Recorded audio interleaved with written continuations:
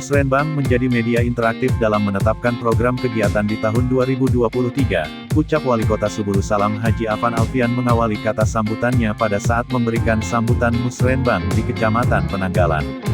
Bertempat di Aula Kantor Camat Penanggalan Selasa, tanggal 8 Maret tahun 2022.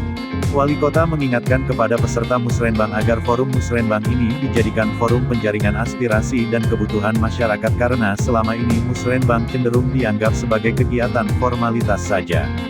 Dalam diskusi Musrenbang nantinya agar dapat dilakukan secara lebih terarah dengan memperhatikan berbagai usulan untuk dijadikan program prioritas dan disesuaikan dengan kemampuan keuangan daerah, perlu dimaklumi bahwa dalam penyusunan perencanaan pembangunan biasanya yang menjadi kendala adalah keterbatasan kemampuan keuangan daerah, sehingga luas jangkauan dan keinginan kita dalam merencanakan pembangunan ini menjadi terbatas.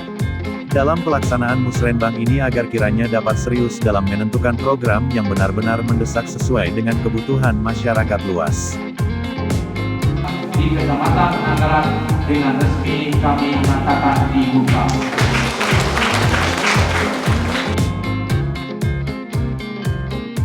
Di akhir kata sambutannya ia menepis anggapan bahwa di masa Bintang Salmaza tidak ada pembangunan maka itu hoaks. Banyak hal yang telah dibangun di Kecamatan Penanggalan seperti rehab ruang kelas, pembangunan RKB 2 lantai SDN 1 Penanggalan, rehabilitasi jalan Cepu Penuntungan, pembangunan jalan menuju Lai Sirep Rep, peningkatan jalan pemancar menuju Lai Bersih, rehab berat ruang kelas SMP Penanggalan, SDN Dasan Raja, SDN Penuntungan dan pembangunan lainnya.